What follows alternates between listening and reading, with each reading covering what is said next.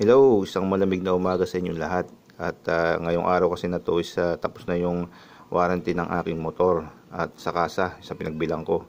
So pwede na akong gumalaw sa kanyang electrical system kasi wala na rin ako mabuboid na warranty.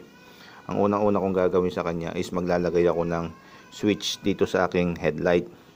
At kasi itong motor ko na to is naka-automatic headlight on. Yung naka-on agad yung kanyang ilaw, yung pag sinwitch mo agad yung kanyang ignition. So maglalagay ako ng switch para mapatay ko siya sa araw at nang makatipid ako sa baterya at nang makapaglagay pa ako ng ibang accessories para hindi naman basta-basta or mabilis madrain tong aking baterya.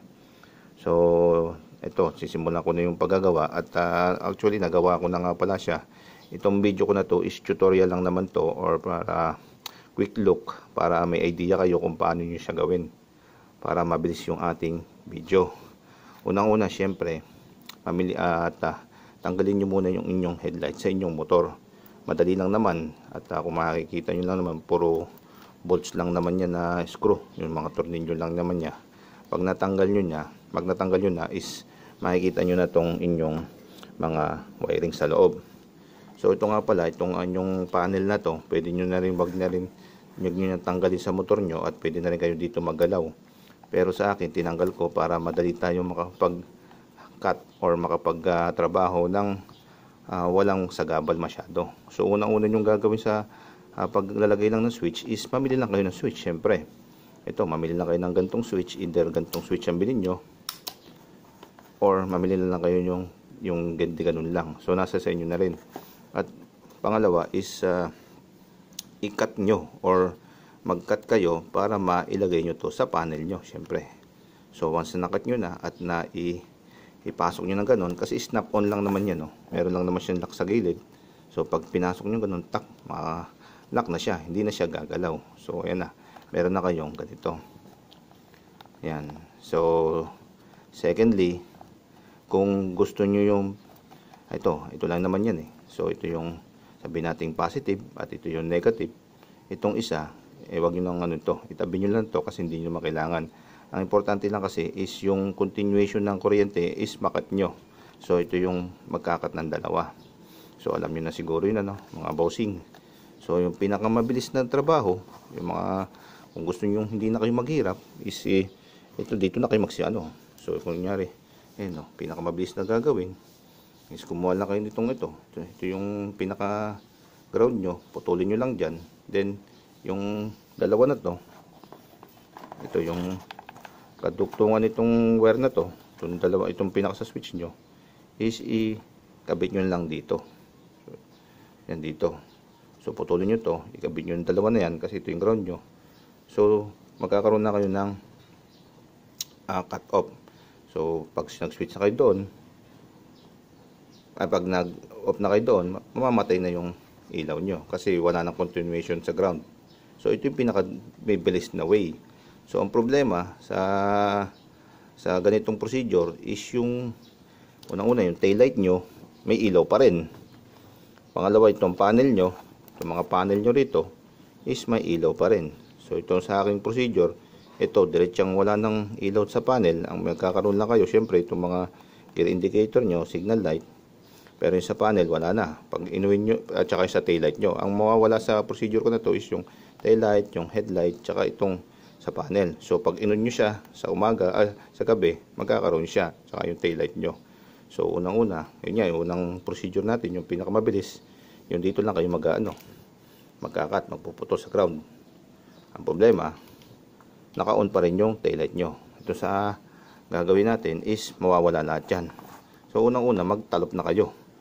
Yan, dito, maghahanap kayo ng wiring dito kasi nakita ko yung sa akin nandito sa ulo. Pero ang una kong ginalaw is yung nando sa baba, sa may pinaka body, yung mga katabi ng mga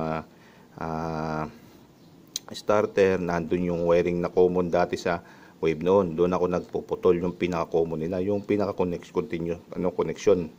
So dito sa bagong wave 100 110 na to is nandito pala yung sa headlight nya, yung dugtungan. So ito yun, makikita nyo itong mga dilaw na to. So ayan, nagawa ko na siya, pasensya na kayo at syempre gagawin ko muna siya para sure tayo na working siya. So para kasi itong video ko na to is tutorial lang para may idea kayo kung saan siya nagkakat. Unang-una, hanapin nyo muna yung kadugtungan nyo, yung dugtungan. So ang gagawin nyo, magbabalat kayo. Ayan, no? So marami-rami na rin tayong nabalatan na wire para dito. So tinanggal ko yung wire na yan at hinanap ko yung dugtungan. So ito yung dugtungan, nakita ko. Ito yun. So wag imagine mo muna na wala to, yung dalawa na to kasi kinabit ko na yan eh. Magkaganon yan, magkadikit. So mapapansin nyo, ito yung pinaka main. Ito na yung galing sa baterya. Ito na yung papunta ng panel. Ito yung papunta pa na isang panel dito sa kabila. Ito na yung headlight nyo. Ito. At ito na yung inyong tail light. Kung mapapansin nyo yan, 4 na wire yan, magkakadikit. At ito yung isa, yung pinaka main is magkaganon. So naka ano yan, nakadikit yan, naka ano siya, yung clamp. So yun lang puputulin nyo. Pagka putol nyo ganun, pak. So syempre, yung isa, yung pinaka main, huwag yung paghahaluin kasi malilito kayo eh. Yung isang main, ilalagay nyo sa main switch, yan.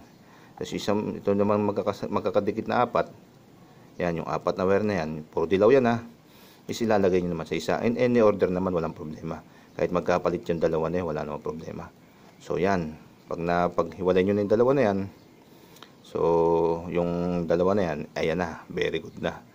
Magkakaroon na kayo ng cut off sa, ito kasi nga sabi ko sa inyo, ito yung sa headlight nyo, ito yung sa tail light, sa low, ito naman sa, yung dalawa na to, para dito yan sa inyong panel.